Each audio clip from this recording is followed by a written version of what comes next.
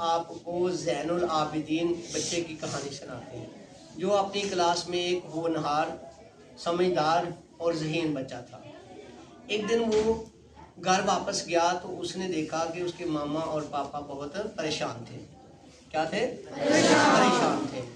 तो जब ज़ैनुल आबिदीन ने मामा से पूछा तो मामा ने बताया कि तुम्हारे पापा के कारोबार में उसको बहुत नुकसान होता है, प्रॉफिट नहीं होता है।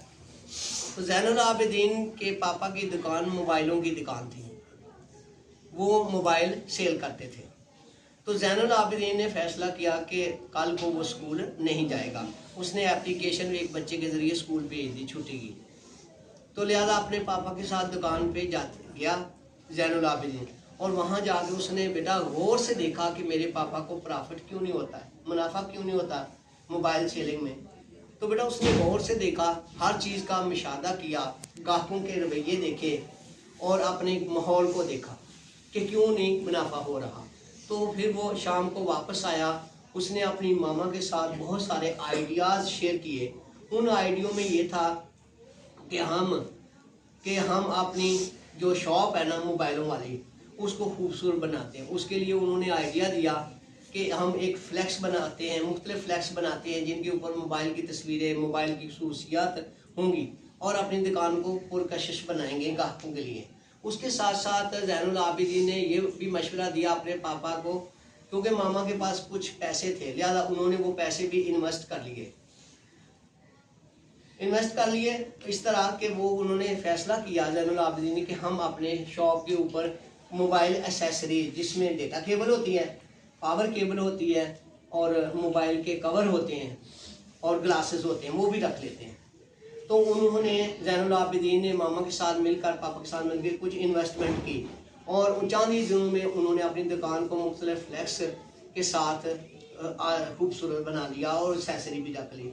पहले ज़ैनुल आबिदीन के पापा के सिर्फ बेटा बिकते थे सिर्फ 5 मोबाइल।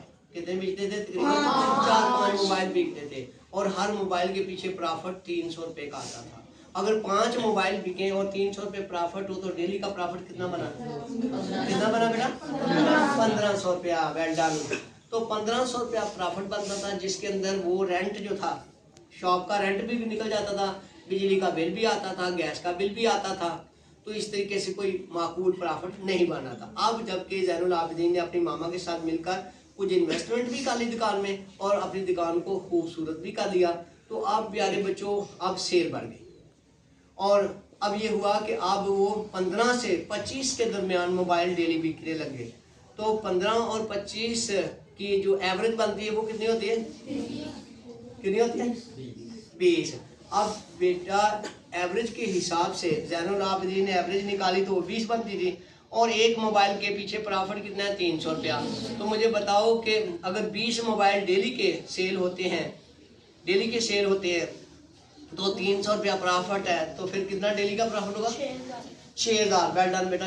अब ज़ैनुल आबिदीन के पापा को 6000 रुपया डेली का प्रॉफिट होना शुरू हो गया।